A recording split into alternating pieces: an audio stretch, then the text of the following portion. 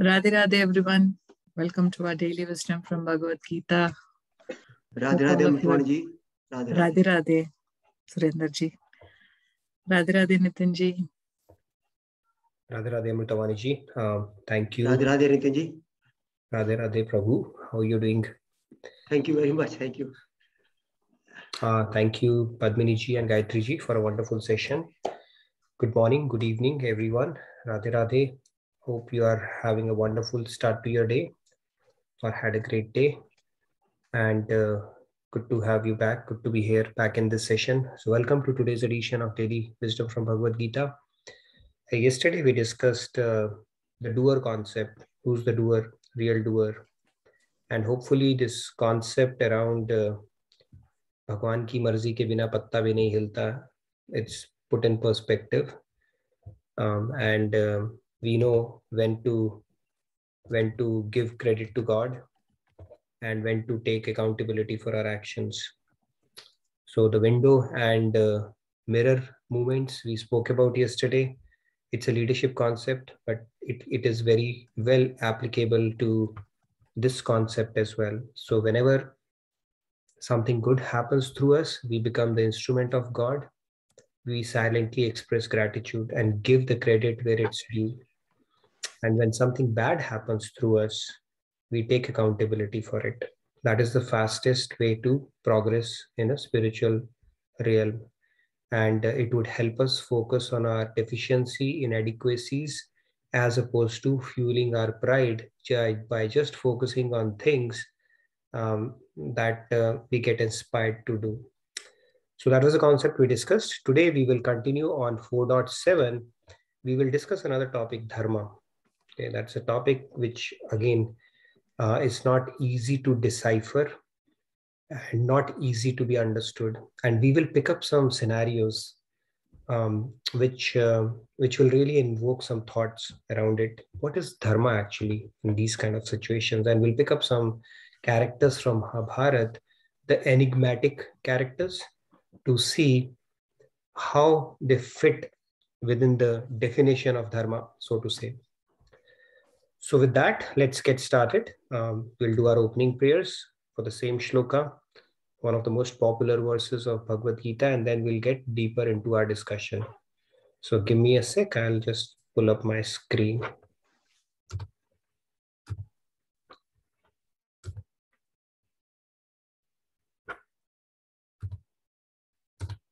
All right, welcome again. Able to see my screen. We'll get started with our opening prayers. Guru Brahma, Guru Vishnu, Guru Devo Ishwaraha, Guru Sakshat Parabrahma, Tasmai Shri Guruve Namaha. Vasudeva Sutam Devam Kamsa Chanuramardanam Devaki Paramanandam Krishnam Vande Jagadgurum. Krishnam Vande Jagadgurum. All right, Radhe Radhe, everyone. Let's get started. So I'm going to recite it and then you're welcome to follow it. Yada yada hi dharmasya Glanirabhavati Bharata Abhyuttanamadharmasya Tadatmanam Srijamyaham. Okay, do we have any participants who would like to recite it? If you're having camera on, you will get the preference, of course, because Amrita Vanish is there. So please go ahead. Surendra ji, go ahead. Radhe Radhe. Thank you very much. Thank you very much for observing. Yada yada hi dharmasya glanirabhavati bharata abhyutthanam amadmasya tadatmanam srijanyaham. Radhe Radhe. Hey, Surendra ji, Radhe Radhe. So nice of you. Thank you. Thank you, Surendra ji. Sandhya ji, Radhe Radhe. Radhe Radhe, Sandhya. Radhe Radhe. यदा यदा हि धर्मस्य ग्लानिर्भवति भारतः अभ्युत्थानम् अधर्मस्य तदात्मानं सृजाम्यहम्। Radhe Radhe. Wonderful. Very nice. Sandhya, let's take a few more. Dineshi, go ahead, please. Radhe Radhe. Radhe Radhe, Dineshi. यदा यदा हि धर्मस्य ग्लानिर्भवति Bharat अभ्युत्थानम् अधर्मस्य तदात्मानं सृजाम्यहम्। Radhe Radhe. Very nice, Dineshi. Radhe Radhe. Udayji, go ahead, please. Radhe Radhe. यदा यदा हि धर्मस्य ग्लानिर्भवति Bharat अभ्युत्थानम् अधर्मस्य तदात्मानं सृजाम्यहम्। Radhe Radhe. Nice. Radhe Radhe. Rahulji. Radhe Radhe. यदा यदा हि धर्मस्य ग्लानिर्भवति Bharat अभ्युत्थानम् अधर्मस्य तदात्मानं सृजाम्यहम्। Very nice, Rahul. Radhe Radhe. Padmaji. We can pick up a few more hands. Padmaji is going to recite today. Very nice. Yeah, that's big. Fine. Okay. यदा यदा हि धर्मस्य ग्लानिर्भवति Bharat अभ्युत्थानम् अधर्मस्य तदात्मानं सृजाम्यहम्. Thank you. Nice, Padmaji. Thank you. Radhe Radhe. Jatinderji, please go ahead. Radhe Radhe. Radhe Radhe. यदा यदा हि धर्मस्य ग्लानिर्भवति भारतः अभ्युत्थानम् अधर्मस्य तदात्मानं सृजाम्यहम्। Wonderful. Very nice, Jatinderji. I think we can pick up maybe 3 or 4 more hands. We have time. Sure. Sunil Sharma ji, go ahead, please. Radhe Radhe ji. Radhe Radhe, everyone. Radhe Sunil ji. Yada yada hi dharmasya ग्लानिर्भवति Bharat अभ्युत्थानम् अधर्मस्य तदात्मानं सृजाम्यहम्. Very nice, Sunil ji. You got a nice picture in your background as well. Good to see you. Sunita ji. Radhe Radhe. Radhe Radhe. Radhe Radhe, Sunita ji. यदा यदा हि धर्मस्य ग्लानिर्भवति Bharat अभ्युत्थानम् अधर्मस्य तदात्मानं सृजाम्यहम्. Very nice. It was a different music we heard for the first time. So very beautifully recited. Thank you, Sunita ji. Where are you joining us from? Dallas. Dallas. We need to catch up one of these days then. No, we have Gita classes also. We have our own Gita. Once a month we meet them. So once a month we have our Gita forum from last 40 years. Wonderful. Very nice. But yeah, if you happen to come to Radha Krishna temple or any of our retreats, I'd definitely look forward to catching up with you in person. Far to drive. I mean, I want to come, but I live about 45-50 minutes away from Radha. So all right. Whenever there is a occasion, then I come. But other than every day, it's impossible. No worries, no worries. If it is written in Honi, it will happen. So let's put it that way. Okay, let's hear a couple of you more. Riya ji, thank you for turning on your camera. Go ahead, please. Radhe Radhe. Radhe Radhe. Radhe. यथा यथा हि धर्मस्य ग्लानिर्भवति Bharat अभ्युत्थानमधर्मस्य तदात्मानं सृजाम्यहम्. Radhe Radhe. Wonderful. Riya ji, you joining us from Bangalore? Yes. Okay, wonderful. Bangalore. Good to have you. Okay, do we have any more hands, or we have pretty much covered everyone? Maybe 2 more. I'll give it to Narayan ji. Go ahead, please. Radhe Radhe. यदा यदा हि धर्मस्य ग्लानिर्भवति Bharat अभ्युत्थानमधर्मस्य तदात्मानं सृजाम्यहम्. Wonderful. All right, let's pick maybe two more and then get started.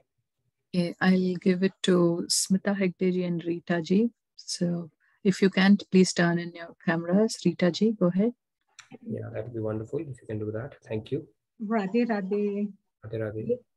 Yada yada hi dharmasya glanirvavati bharata abhyuttanam adharmasya tadatmanam srujamyaham.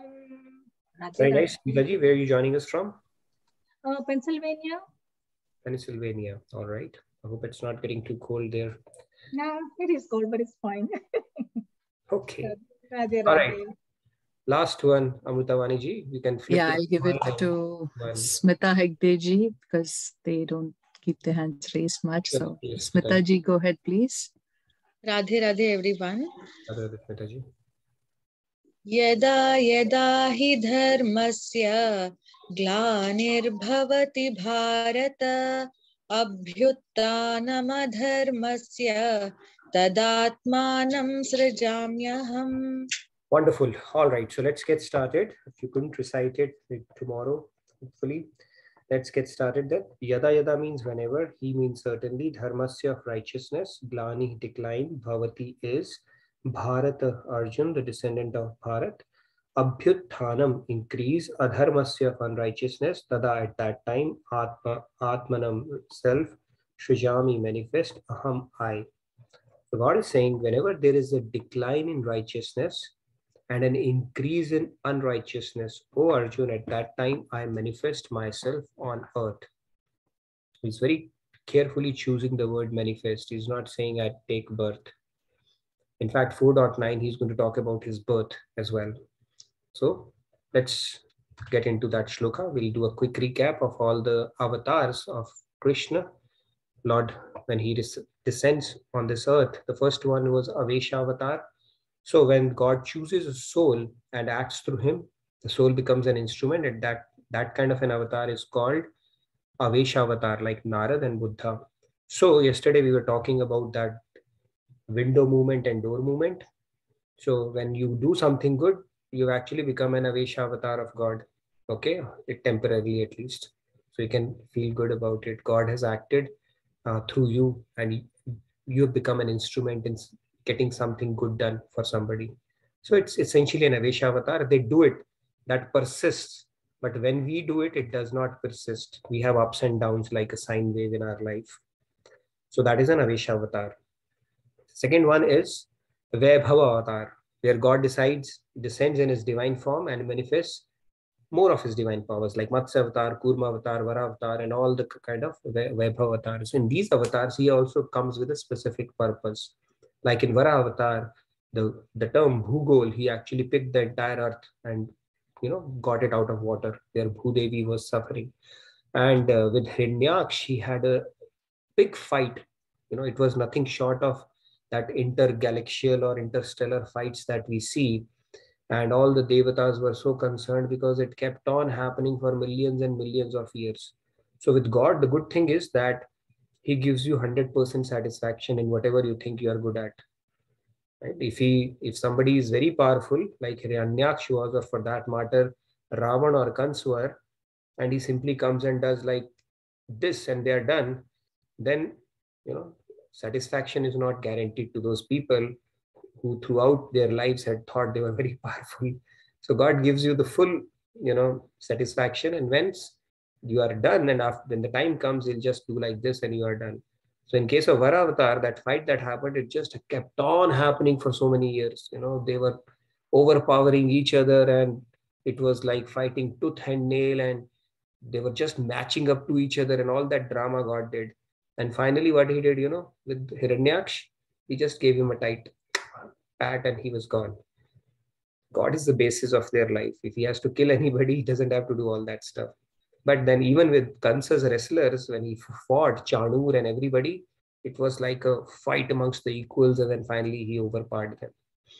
Otherwise, the other person will feel, what did I do? I didn't even get a good fight that I was always looking for. So that's how God goes. The next category of avatars, we spoke about the Prabhava avatar, which there are two categories of it. One is the Hans avatar, which they come with an express purpose. They come and then they go. Ambar avatar was one of them as well, when God saved the modesty of Draupadi. And the other one is they remain in earth for several years. Those several years can go across, millions of years, by the way.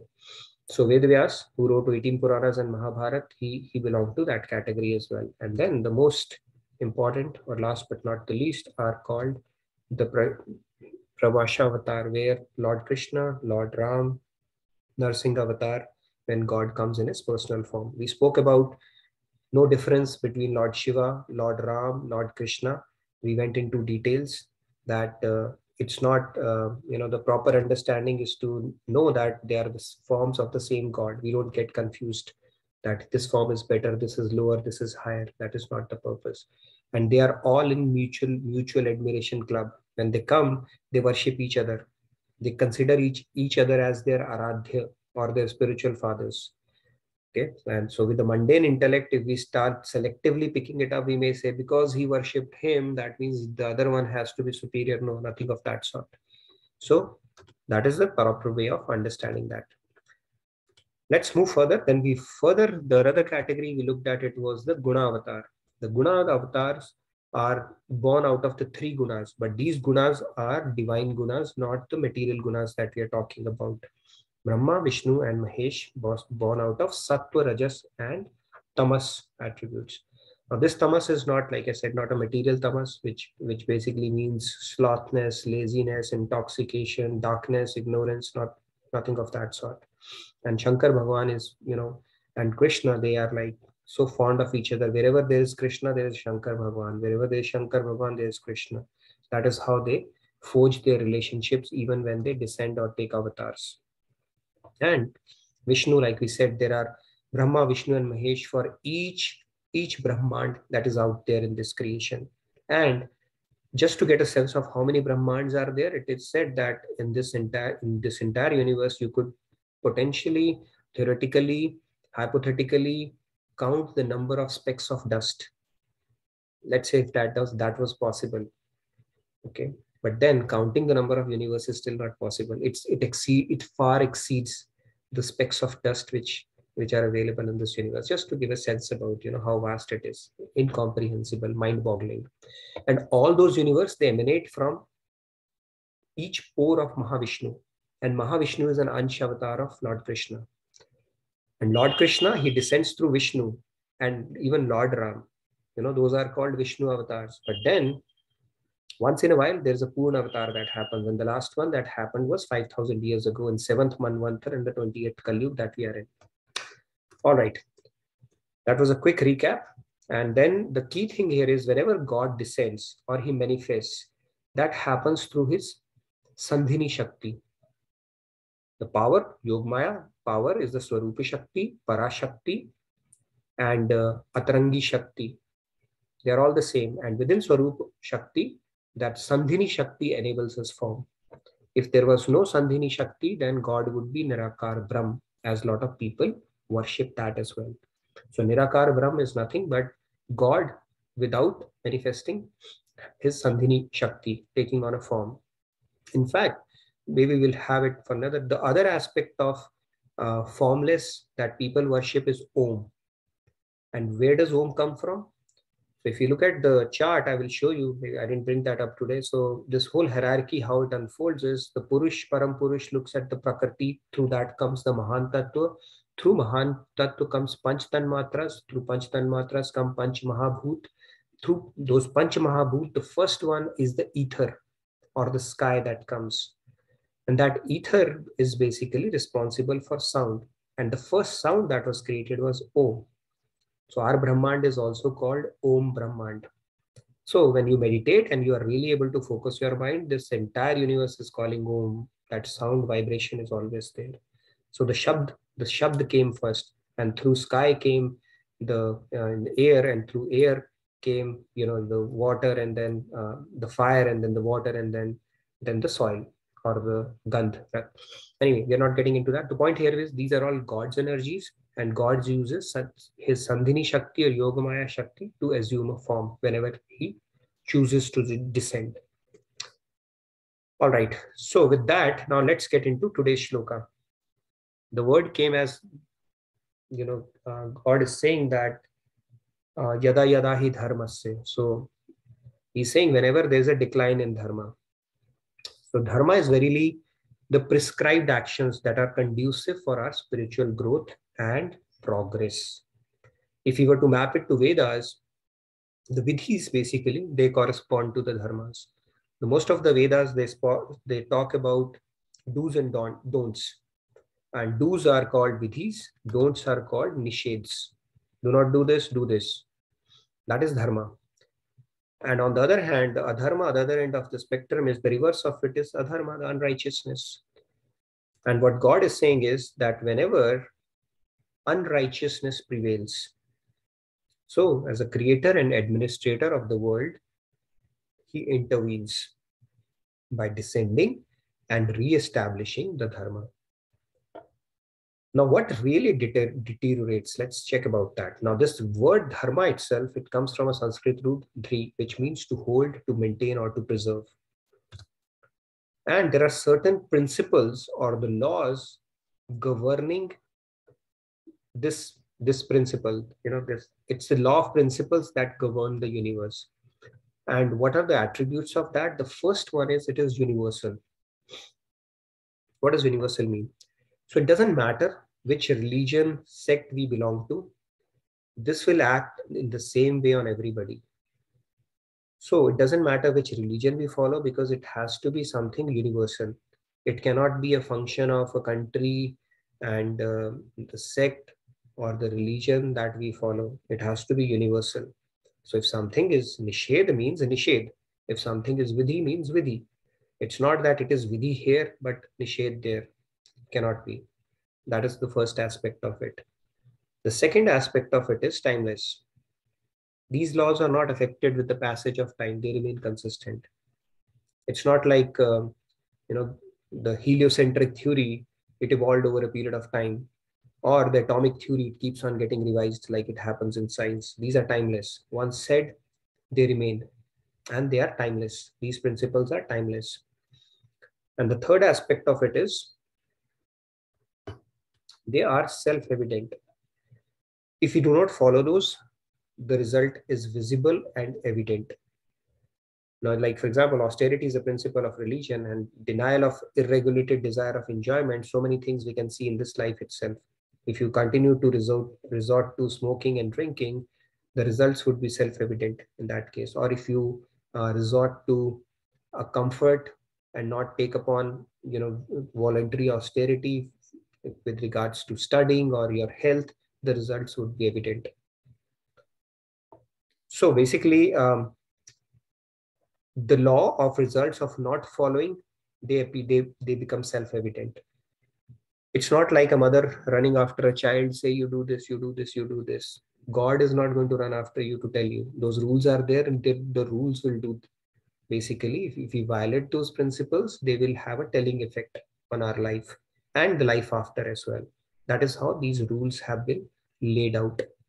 The do's, the dharma, and the vidhis which are laid out. So that is how it works. It'll just do its job. It's just like the fire will do its job. Whether we approach fire knowingly or unknowingly, it won't spare. Whether a kid puts his hand out of ignorance or somebody accidentally puts their hand on fire, it will do its job. And that is why if we continue to lead our life in ignorance, it is not a good spot to be in. Ignorance is not a bliss at all, because unknowingly we'll be violating a lot of principles and that will have an effect. So when we think in our minds that who has seen all this stuff, right? Or this all seems like a philosophical speculation and mental gymnastics and hocus pocus stuff, who has seen it? And whenever we'll go, we'll see it. We have seen it, we've forgotten it. And Maharaj says that then we will not dekhoge, we say dekha jayega. And he says dekha nahi jayega, fir bhoga jayega. And it's another matter, we forget it. So the point here being that with human life, God has endowed with an intellect and a choice, and that needs to be exercised properly, and it is obligatory on us. It's not a discretionary thing that, okay, it's a good to have. If you do it, great. If even if you don't do it, it's great. That is not good to have, because um, it's actually imperative or obligatory or incumbent upon us to actually utilize this human life and not fritter it away with mundane pursuits alone, because these principles, they are timeless, they will have their own effect, and they are universal. It's not like it would change. So if something is said that non-violence is, you have to obey that, otherwise there are consequences. Doesn't matter which religion sect we belong to. That means that rule has to be obeyed. And our scriptures go in great details about talking about the things that we have to go through if we violate these principles. But in marg of devotion, bhakti, we don't think about all that stuff.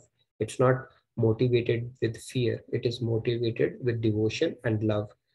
We simply focus on that aspect, and then God actually, Lord Krishna says in Bhagavad Gita, I think in chapter 8 again, he's going to say that he takes care of his devotee. So Yogakshem is one part of it. Obviously, through Guru, he does that. But then he makes sure that the course correction that is needed, especially when you become nirashrit and you start depending more and more on God, then he makes sure that you stay, you stay on track. And if there is something that takes you away here and there, he still will do the course correction for you, which is a huge bonus of doing devotion or progressing through this marg of devotion or the path of devotion. Nitinji, could you go to the previous slide? There's a request. Okay, sure. This one you're saying? I think yes. Yes. Okay. I hope it's good enough. Yep. All right. So what is glanir? The word has come, right? What is dharmasya glani? Now, does dharma decline? That is the question. Anybody? Does dharma decline? It doesn't actually. Dharma does not decline. Dharma is not affected by people following it or not. Doesn't matter. Dharma is dharma. So whether people follow it or not does not have any impact on it. It will remain as it is, like a law. Like, for example, if somebody says, I don't believe India has a prime minister, or I don't believe, we have a constitution as well, I will live my own life, I will not care about it. So will it make the constitution or the prime minister any less, or the rules any less? This thought or this belief, what it can result in is that you may end up breaking that, and when you become above the law, there'll be consequences. So whether you follow it or not, if the law exists, then following, unfollowing doesn't matter. There are just consequences around that. Similarly, this whole creation is done for a purpose. And when there is a creation, it's like when there is a painting, there is a painter. When there is a symphony, there is a poet. So when there is a creation, there is a creator. And when there is a creator, there are laws and rules around it as well. So it's important to first understand that they say, right, how do you play a game? Well, you play a game well by first understanding the rules and then playing it better than other. But in this here, you don't have a competition. You simply have to understand the rules and abide by those and get better at those. So this is a game actually. This creation is made for a purpose, to give us an opportunity to become like our eternal Father, like God. We do have the potential. A lot of souls have actually become like that. In fact, it is said that across Brahmands, infinite number of souls, they realize God every day. It's not a mission impossible for sure. And if we are fortunate enough to get the right knowledge, right saint, right inspiration, these factors converge very rarely in one lifetime. Very rarely. So we should make the most of it. Make hay when the sun shines. Also, I was yesterday having a discussion with one of the participants. So I was talking about, I think it's a good practice to maintain a spiritual journal diary, because it's like a sine wave. Sometimes you will feel motivated, feel really inspired. But there would be times that would come, it will seem like a drag. You may think, oh, I've done enough of it, or I can take it easy. Those moments will come because our good sanskars, bad sanskars, they keep on fluctuating. It keeps on happening. Then how do you motivate yourself during those times? So when you are actually motivated and inspired, any revelations, any inspirations that you are getting, any aha moments that you're having, any realizations that you're having, document it. I'm telling you, if you don't document it, you lose that. So if you document it, it is always a good reference point to again go back to it. Swamiji has very beautifully explained that in one of his retreats, that a good sadhak always keeps a spiritual diary.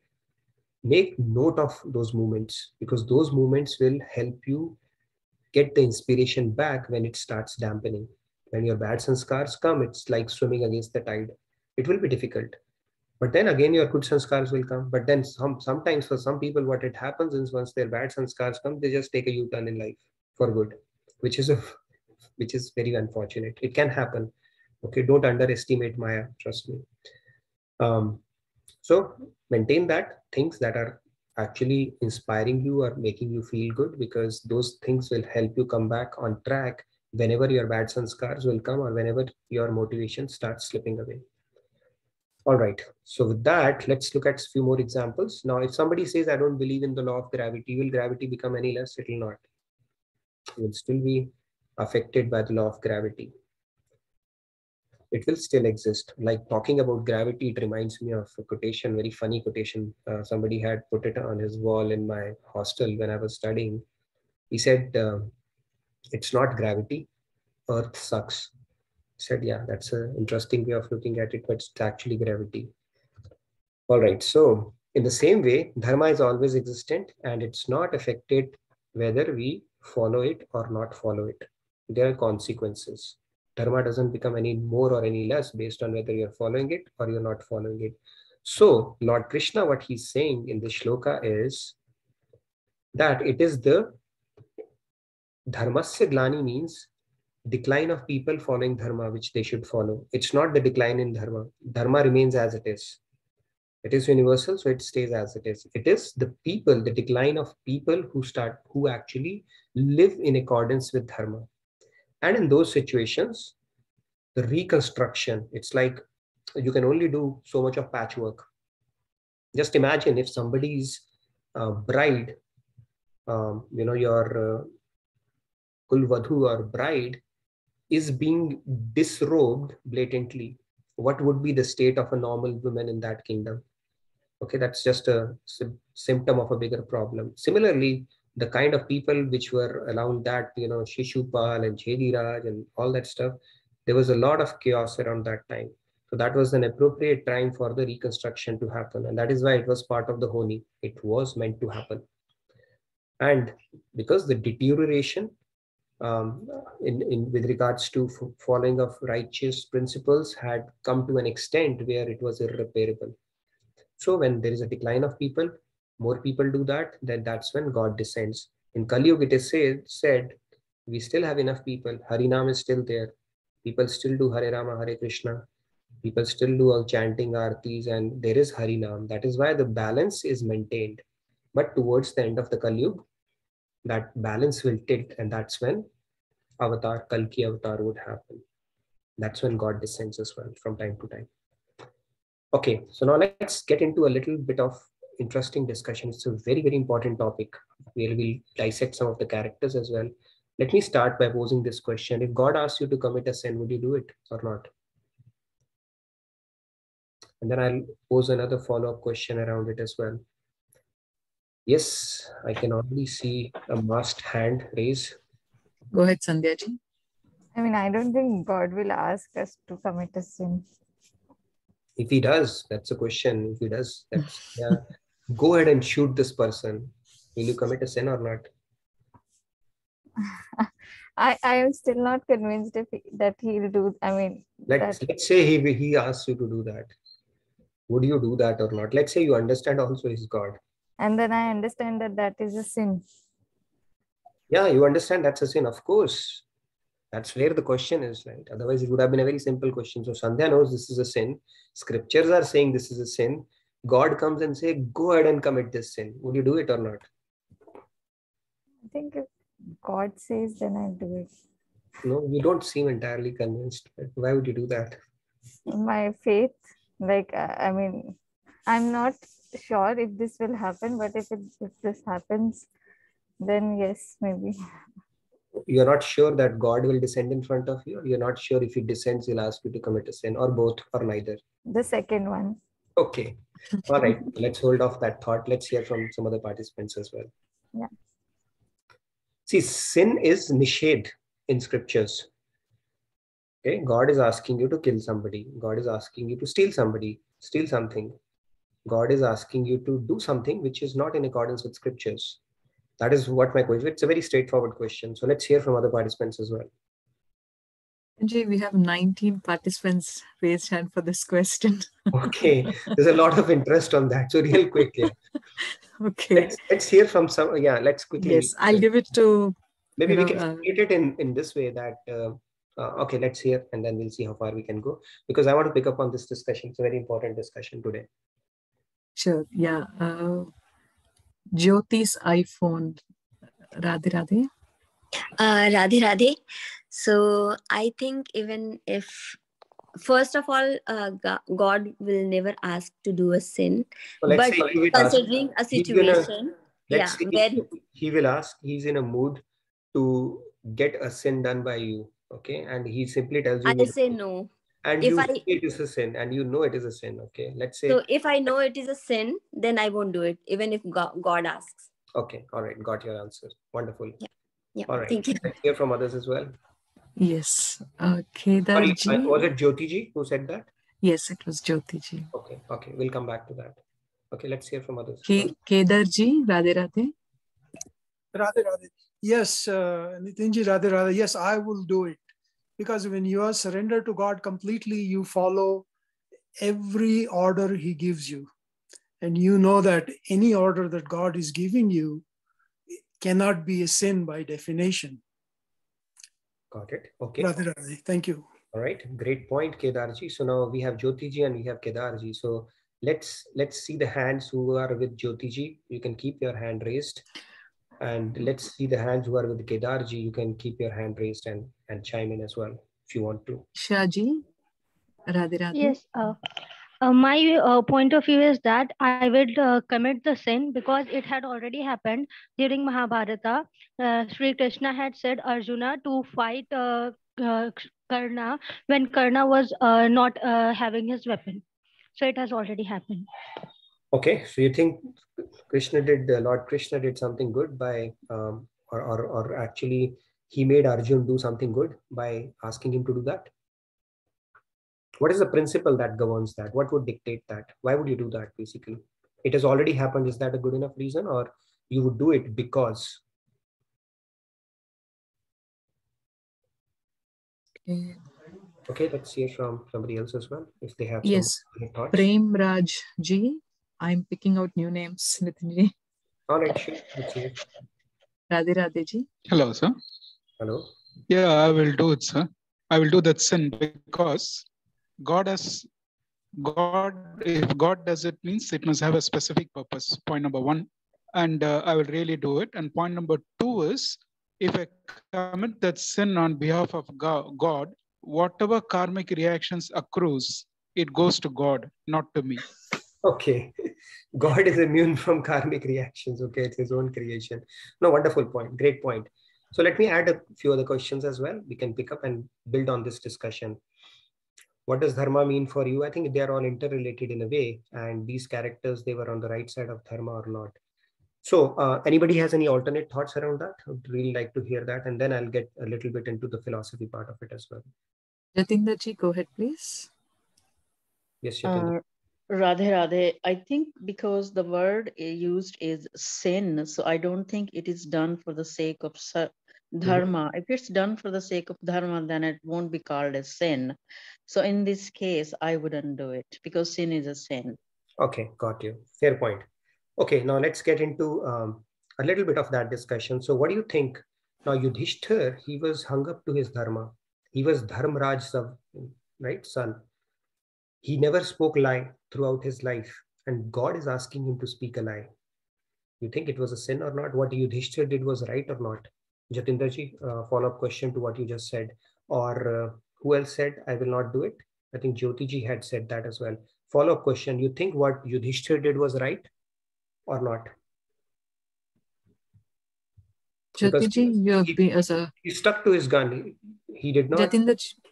Yeah, he did not give up his dharma, right? Saying, scriptures tell that lying is not good. And he did not do that at that point. Under his breath, he muttered that I have spoken about the kunjar, not nar. That means what Krishna said, he actually did not stuck to it in spirit and letter. So, Jatinderji, you think Yudhishthir, what he did was right or wrong? And same thing for Jyotiji, because you two had said this. I'm not sure about, because I don't know the whole part. Hi. So for me, first of all, Yudhishthir, because he was in a situation where God has asked him to say so. So he said that the elephant was Naro or Kunjaro. So there was a story where Naro or Kunjaro. So that way, if you look at Yudhishthir, so he tried his best to not to do sin. So even, and whatever a situation has happened in Mahabharata, so there were so many tricks which has been applied. So considering this situation, if I would have been, so I don't know, if I would have to fight, I wouldn't have choose to fight at all. First of all, or second, if I would have been, so considering the situation of Yudhishthir, he didn't have any choice left. But still, I will say he was not completely right. Okay. No, you said you would have not fight. It reminds me of, what India did in the voting that happened. It just abstained. So that's a good way of not getting involved in any kind of a controversy whatsoever. No, controversy is different thing. But yeah, you would abstain from that because you are not convinced fighting would even make sense, right? So that's so no. So the thing is, for what cause you are fighting? If you're doing a sin, right? And you talked about sin, you didn't talk about you have to save somebody. So if you ask me, if you have to save somebody and then you will have to kill, and that person is killing 1,000 more people, so then I'll kill that person. But if you tell me that you are killing someone for no reason, definitely I will not do it just because God asked me to do. Okay. I'll look all the perspectives and then only decide. Got it. Even otherwise, if you think about it, for Kshatriyas to actually kill somebody when they are without weapon behind their back is sin. That is what our scriptures tell us. It's not something you are actually forfeiting your duty. What did Lord Krishna tell Arjun to do? He asked, go and shoot him, because when Karan is fully armed, you will not be able to kill him. You go ahead and shoot him. You think you would have done that if you are in place of Arjun at that point? That too, he was a person who took pride. He was probably the best archer around that time, and he took a lot of pride in that. Would you do that? Would you take a beating to your ego just because Lord is telling you to do that? How? Just think of it, somebody who takes a lot of respect, self-esteem in his skills, and then every time this guy used to challenge him, Karan used to challenge him, he never got a fair fight, Karan, with Arjun. And when Arjun had the opportunity to beat him fair and square, Lord Krishna tells him to kill him when he's not even with a weapon. So the history would remember Arjun actually could not, defeat him, and Arjun was all right. I will go ahead and kill him, as you say that. If you were in Arjun's spot, would you have done that?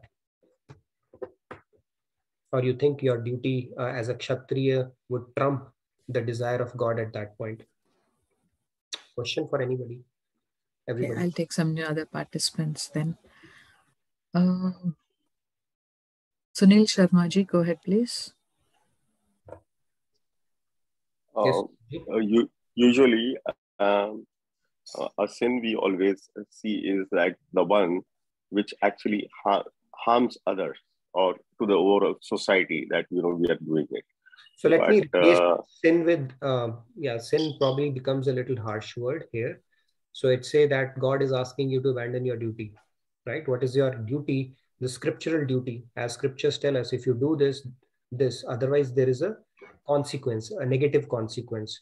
So yeah, sin becomes a little hurt. So there's a negative consequence, and then God is asking you to go for that option which has negative consequence as per the scriptures. Okay, Nitinji, I'll take just as example. Like for example, telling truth is always right, and telling a lie is a sin, right?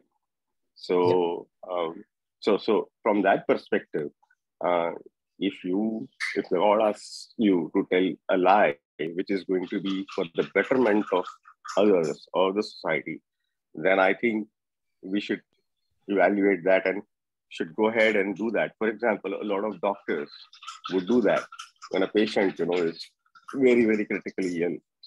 The doctor kind of blatantly lies, saying that everything is fine, some more time and you'll be all right, although he knows that things are very critical. But for the betterment of his mental state, he goes and says that he actually lies to the patient.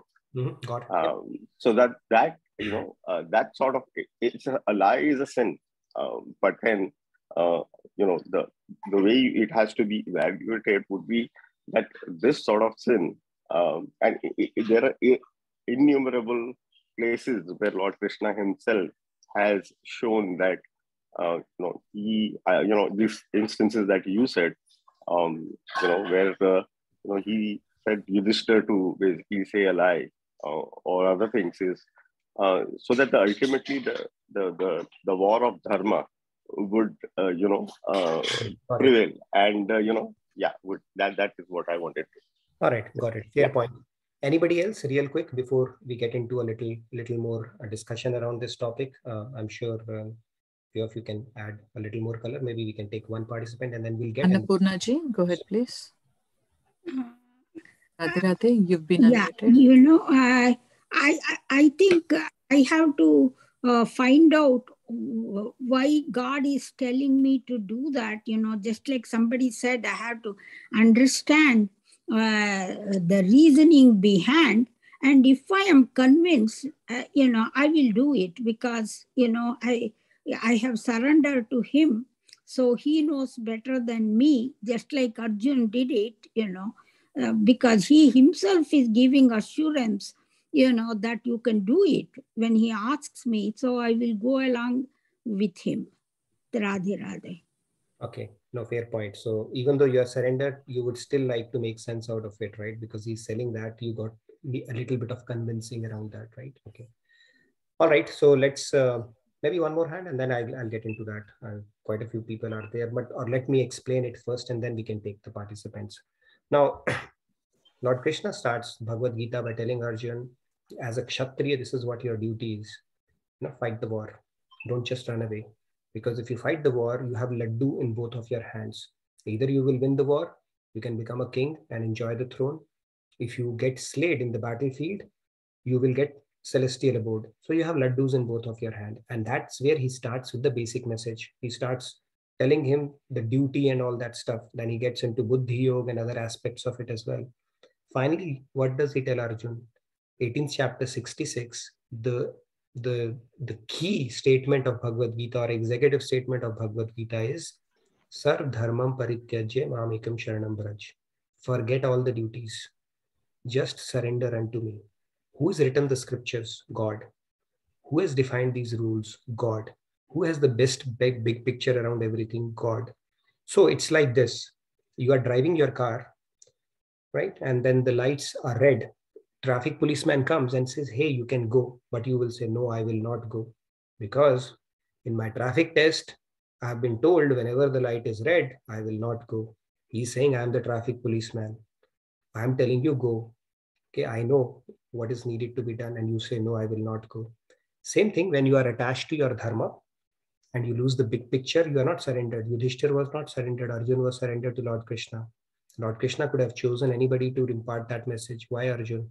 Think of Arjun, such a warrior who took so much of pride in his skills. He did not even think, and just shot an arrow to Karan, and history will always remember that, probably Karan was a better archer, and that is how he killed him. He was completely surrendered to him. On the other hand, Yudhishthira, it is said that his chariot used to be a little bit higher because he was Dharmaraj, that much piety he'd carried. But the moment he He violated that part where he did not stick to what Lord Krishna has said and muttered under his breath. His chariot actually touched the ground. So there is no bigger dharma than following God's orders. That has to be the principle. Bhishma Pitama, he was hung up with his pratigya as well. So when you take your dharma to an extent where you are even not going to follow the God, it defeats the purpose. God says he gives you dharma and all that stuff. There are two dharmas. One is called aparadharma, one is called paradharma. The dharma that we are talking about is aparadharma, which is related to body. Do good, do this, follow this ritual, do's and don'ts of Vedas. They are just a stepping stone for the ultimate dharma. Ultimate dharma is the dharma of soul. And the topmost dharma of soul is being an eternal part of God to actually serve God. So we cannot get hung up in our do's and don'ts and making sense to this 2 finger worth of intellect, saying, I know better than you. I know this is, what you are telling does not appeal to my. So your dharma does not stand anywhere in front of somebody who has created the dharma to begin with. So traffic policeman telling you and you are holding your, you said, I will not cross that. It is a similar kind of a situation. God says, forget all the dharma, simply surrender into me. And that was the test of surrender for all of these personalities. Yudhishthir was not surrendered. For him, speaking truth, that attachment was much higher than being surrendered to God. For Arjun, he was surrendered. For Karan, right, he's an enigmatic character as well. Like Bhishma, we have so much of soft corner for him. I also had that, right? But if you look at the deeper aspect of it, he spent his entire life competing with Arjun just to prove a point that he's the best. So instead of focusing on becoming the best in what he was at, he was always competing with Arjun. Instead of focusing on uplifting all the Sutputra or the sons of charioteers, he was just focusing on how he can even terms with the insults that were he was subjected to because of Pandavas and Draupadi's and all that stuff. So he got it wrong as well. So dharma is a pretty loaded term. Big personalities like Yudhishthir, Bhishma, Karan got it wrong. So for us to get that is even more difficult in any situation. So the safest and the easiest path is to surrender or align our will to God as best as possible, as opposed to saying, I think this is right and that is, I must just do that alone. It's a very difficult path. Obviously, we have scriptural injunctions to refer to and guru for guidance. But then whenever there's a conflict in interest with regards to surrender to God and following your dharma, surrender to God trumps everything. So that is the key concept here. Even Draupadi, for that matter, she did not tie her hair for 15 years because of that feeling of vengeance she had towards Kauravas, Dushasan, because of the insults or the way he dragged her to the court and what they tried to do with her. Right? That was also born out of vengeance. And when the Pandavas, they start falling one by one, maybe we'll pick up that story tomorrow. The reason that was given for Draupadi, she was actually operating out of vengeance for those 15 years when she did not tie up her hair. So they were not perfect people. Arjun had a lot of pride of his archery skills. He was surrendered at the battlefield, but then he spent a lot of his life thinking he's great actually. And Hanuman broke his pride as well. So similarly, Nakul Sahadev, they also had pride of their, Nakul had that he looks very beautiful. Sahadev, because he had a lot of wisdom, just by looking somebody, he could tell what the future is, and he kept quiet even at the time of when they were gambling, because he didn't. So everybody had a weak spot. Dharmaraj Yudhishthir's weak spot was that he was still hung up to his brothers, that affection for his brothers and hatred for Kauravas. So when he saw him in the court, just to teach him a lesson that, you still have a secret stash, you have still not risen above attachment and that rag dvesh aspect of it. That was the lesson for him. We'll pick up that story later. But the point here is, whenever there's a conflict of interest between following order and dharma, it's a no-brainer. God's order. He's the one who has written the dharma. How can we know better dharma than the person who has created the dharma? So with that, let's pick up. If we have anybody who wants to add anything, or Amutavanishi, and pick up maybe a few comments if there are any. Yes, there are a lot of comments. All right, it's an interesting topic, I know. Yeah, I'll give it to Kumarji, Padmaji. They've been waiting, so I'll give it to them. Padmaji, if you can unmute yourself. Yes, go ahead, please, Padmaji. Radhe Radhe. This is such a dearly topic to me. So we use this word, first of all, whenever the word comes to our mind, immediately our conditioned mind goes to whatever we're conditioned so far. Okay, lying is wrong. It is right. It is given by God. Lying is wrong. But there are two types, as Nitinji was saying, and I probably was saying the same thing that Nitinji is saying, but I'm just going to say it in my own words. So there is the bodily dharmas, and there is the paradharma, right? The spiritual dharmas. When we think about aparadharma and the bodily dharmas, they only serve you. When we deeply think about it, they only serve you. It doesn't actually serve the prescribed duty of what God has given. So when we deeply think about this, the spiritual dharma or the paradharma, always when you put that in action, it will not serve you, but it actually serves the people. It will actually serve the purpose of the God. It will actually serve the purpose of the humanity when you really put it to action. So that is what God wants. And when that mindset changes and your knowledge, right knowledge comes into your mind, you will see everything that you're doing as a prescribed duty from God's perspective.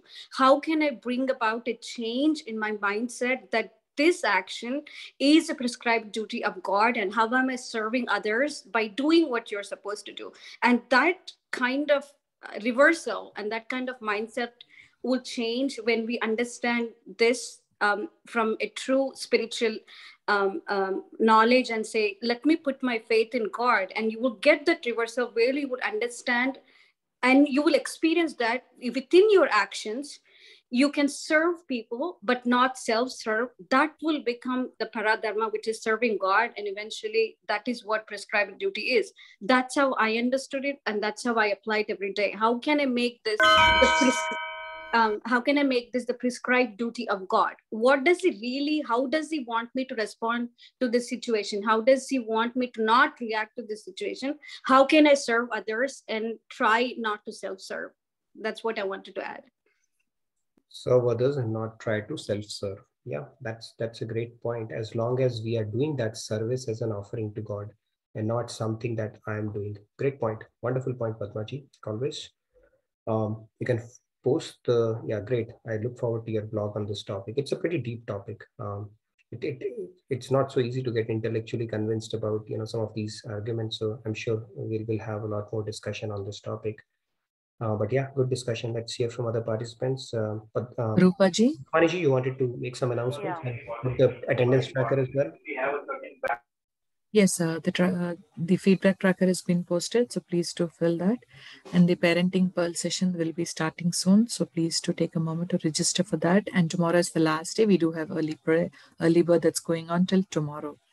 And I will be posting the link for Women's Day. That will be starting from March 5th to March 8th. Nitinji, yes, I'll give it Holi, to... We have early bird ending tomorrow. These are and Holi festival is coming up as well, right? Yes, we do have Holi festival. So people in Dallas, please do see that you come and visit come for the event. It's really a very big, huge event. It's going to be really fun. So people back in India, we will enjoy on your behalf too. Wonderful. Great. So yes, do we have... Yes, we have. Radhe, Radhe. Go ahead, Rupaji. Radhe, Radhe, everyone. I don't know what to say, but I feel like if I really surrender to God, who is the supreme father of everyone and supreme God who created this world, Dharma, everything.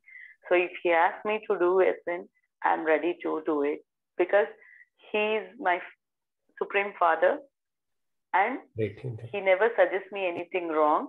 So definitely I would like to follow him when I'm completely surrendered to God. And if I'm not surrendered, maybe I will have my own thinking and all. But if I'm surrendered to him, he's my supreme God, definitely I'll do that. Wonderful thoughts. Beautiful point. In fact, I'll tell you one interesting scenario. Somebody asked Shivaraji, very interesting topic. He said that I'm in a job, I think it was a forest officer or somebody, that somebody is trying to bribe me at gunpoint. So now it's a matter of choosing to get bribed, which goes against your value system, or choosing to get shot. It can happen. There are scenarios in life can happen. What would you do in that case? Would you compromise on your value system, or would you get shot rather? I would rather lay my life and not compromise on value system. Anybody wants to take that? Marji, you can go ahead, please. Radhe Radhe, Nitin ji, Radhe Radhe, Amritwani ji. Thanks, Amritwani ji, for giving me an opportunity. Well, why would anyone have a doubt? I would gladly do the sin or whatever action I'm asked to do by God, as I'm nothing but His instrument, right? What are these words? Like Sarvam Krishnarpanamastu, right? Yeah. Everything for God. I have one more thing which I always tell myself. I tell myself, why fear dear when God is here, right? So that's my own this one, because that's it. You know, if God says it, that becomes Dharma.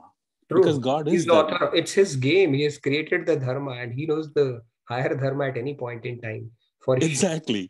Our limited intellect will not know that for sure. We cannot, if he says, I have to kill someone, he has a reason for that. Yes. If he has told Arjun he has to kill Karna, and that was the right time to kill him, he means it, right? Means it, there should be no doubt about it. And since, as you said, Arjun was totally surrendered to him, he didn't, well, of course, he probably thought a little bit, but he said, okay, you know what, I'm surrendered, I need to do that, even though it is undharmic like. Now, on your pictures, on your this one, Bhishma and Karna, and I think who are the other people, Yudhishthira and Draupadi, right? Just being on the side of Krishna, they became Dharma. So there is no doubt about it, right? And just because they were on the other side of Krishna, Bhishma and Karna are not on the side of Dharma. Very true. So that's easily, I think it's a very clear-cut situation. God says it, that becomes Dharma, that is the truth, that is to be followed. Very true. Very true. That's the only rule. God says, first of all, we need to know His God, right? And if you have come to know, then just follow it. It's as simple. It's our privilege to do that. Babri-san, when he came, God asked him, give me your head.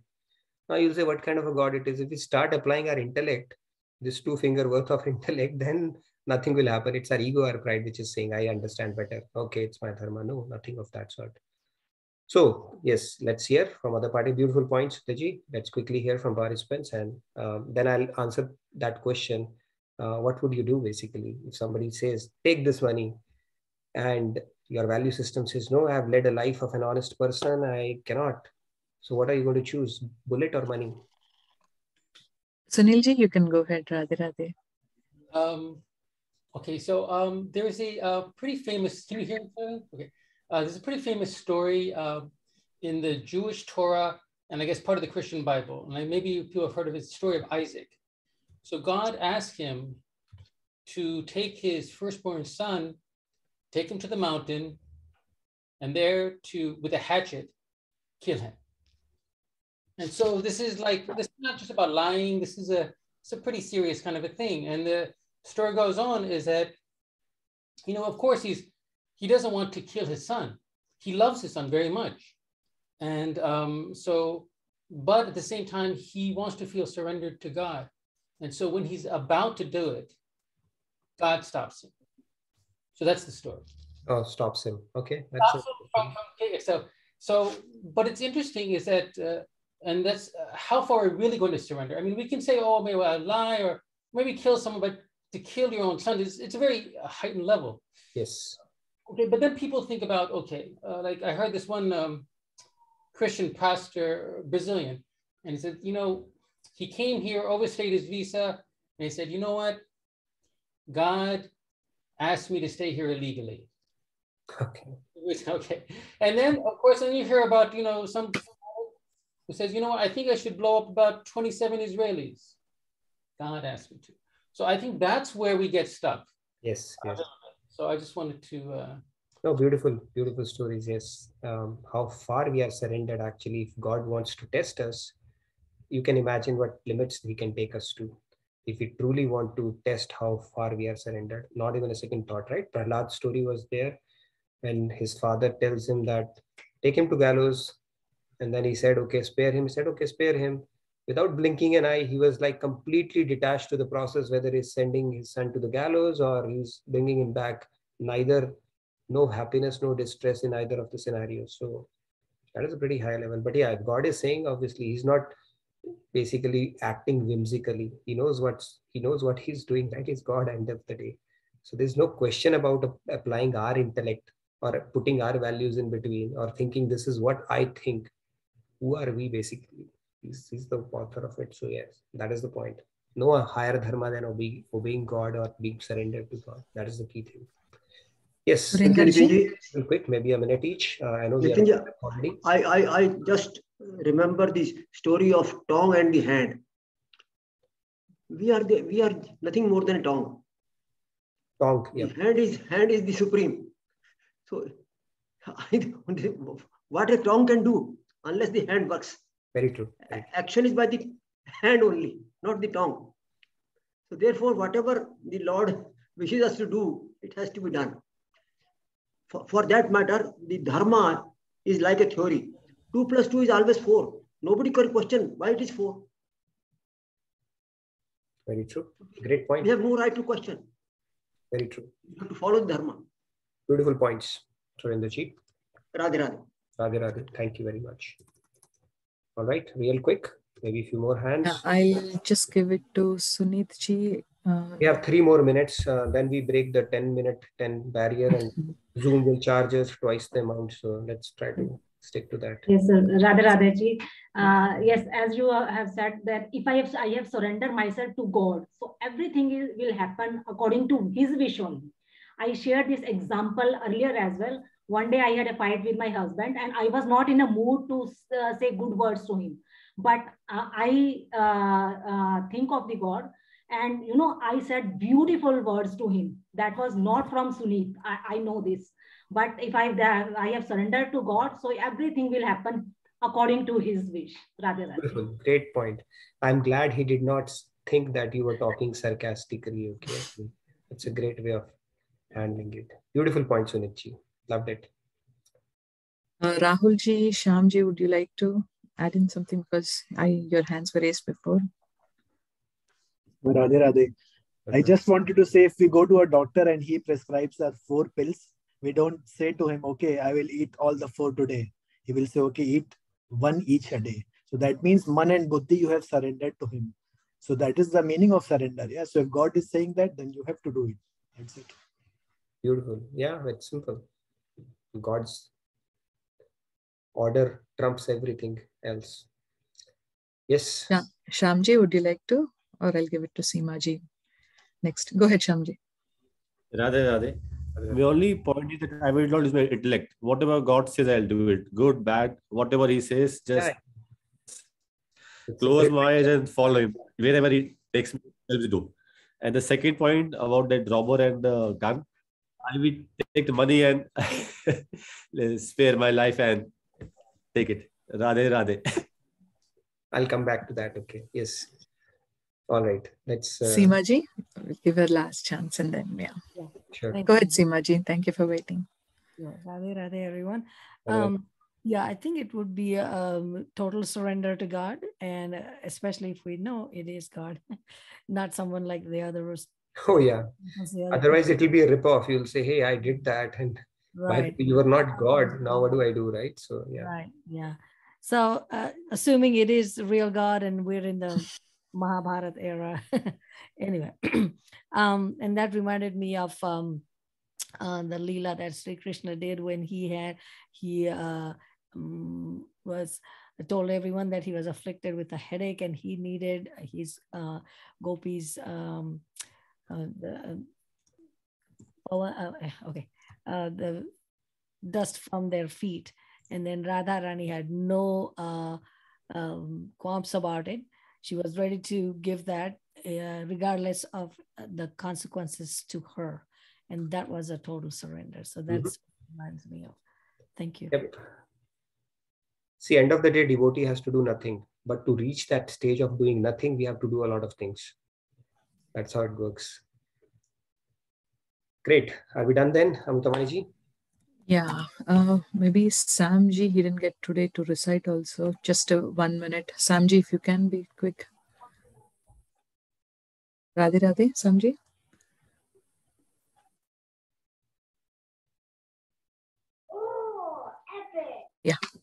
Okay, then I think we are done. All right.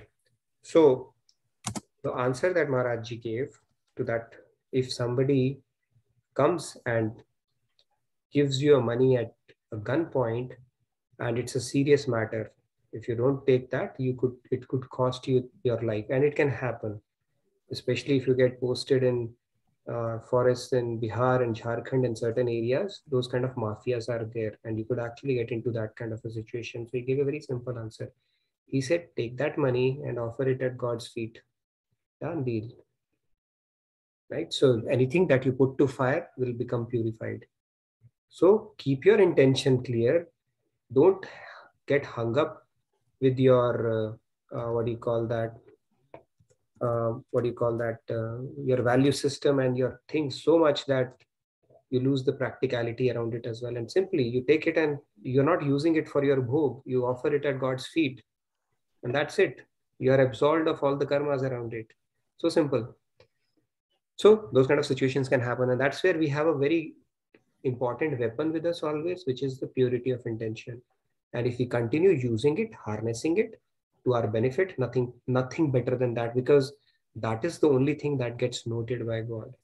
Keep purifying your intention and everything else, Yeah, we'll take Shikaji. Just one last Shikaji, if you can unmute yourself. And I just wanted to say, Nitinji, today it was so lively. Many participants turned on their cameras. So thank you, everyone. So just thank you, everyone. Maybe we should have a group picture on one of the days. I will not catch you by surprise. You can dress up nicely and do whatever you need to do to come up on camera, and we can have a group picture. It'll be really nice to do it on one of the days. And Amrita Maniji will announce it, okay, beforehand, at least a day in advance, I'm sure. So. Definitely. Yes, Shikaji, go ahead, please. Thank you. Go ahead. Yeah. So I think when we started this question, that time I was little contemplating, but now I'm really sure that yes, I would like to surrender, because whatever we are worshipping and whatever we feel that that the God is greater than everybody else, and there is the bigger power which governs everything, and the source. So if during the scriptures, like whenever we read the scriptures, we get to know what is right, what is wrong, what is a sin, and what is a good karma, what is a bad karma, and that is written by God. But if God is asking me to commit a sin, then why would I doubt about it? Might be if I am thinking that it's a sin, might be it's not a sin. Also, we all have heard that jhoot bola is not good. Like whenever we lie, that's not a good thing. We need to be honest. But agar koi jhoot kisi achhe ke liye bola jaye, so I think that should be like fine. So I think I would like to take it in that way, and I would commit that sin. And also, if I feel that whenever we commit sin, we get the bad karma, so I think if God is asking me to do that, so I think He will take care of that. So yeah, that's all I want to say. So Chitragupt, who takes the account of karma, or Yamdut, who is the god of death, they shiver in front of God. Okay, who are they basically? His ordinary ministers. So you're talking about God here, not ordinary people. These are simply posts. So when you are actually obeying God's will, none of his ministers are going to come. When you are already with president, the ministers will not come and intervene. Hey, by the way, you broke my rule. Nothing whatsoever. The most highest dharma is to attach your mind to God and devotion, love towards God, and surrender to God. Nothing else matters, right? It may not appeal to our intellect and our ego and whatnot, but there's nothing more than that. Right? Traffic policeman is telling go, you saying no, I will not go. That is how essentially what we are saying. So great discussion again today. Please fill out the feedback tracker. Tomorrow we'll continue on this discussion. Maybe bring in 4.8 or talk about dharma, about our dharma, just by virtue of being human beings. So what is the occupational hazard of being a human being? Maybe we can discuss that topic in a little more detail. So look forward to another engaging conversation tomorrow. We can do our closing prayers together, and hopefully we'll get lucky. I'll just thank you so much, Nitinji. Seriously, a wonderful, wonderful session. And I know how many hours you take to prepare for such a session. Thank you so much. So you can all unmute yourself to recite the... It just, okay, that's a secret. Okay, I'll tell one of the days. So let's do our opening prayers now. Those who would like to, you can unmute yourself. I've given the access. Yes, you can unmute yourself. Thank you, Prabhu. Thank you. Om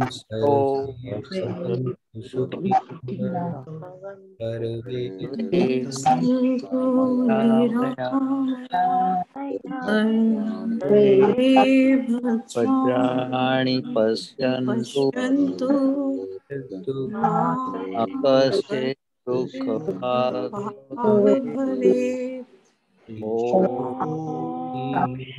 Shanti, Shanti, Shanti. All right. Every word of this shloka gets a company with every other word when we recite it together. So that's a wonderful way. All right. Have a wonderful rest of your day and a great rest of your day. Nitinji, thank you for today's session. Thank you very much. So thank you, Radhe Radhe. Thank you. Thank you for thanking everyone. So Radhe Radhe. Nitinji, I think there is a small request. So if you can put even the closing prayer on screen, maybe some of them have. Sure. Yeah, I think it will be easier. I'll do that. That's a good suggestion.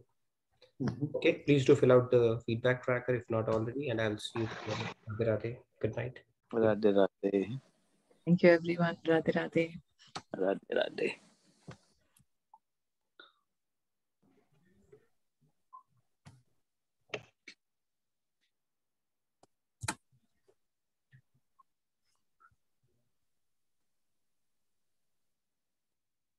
Everyone, I'll be closing the bridge now.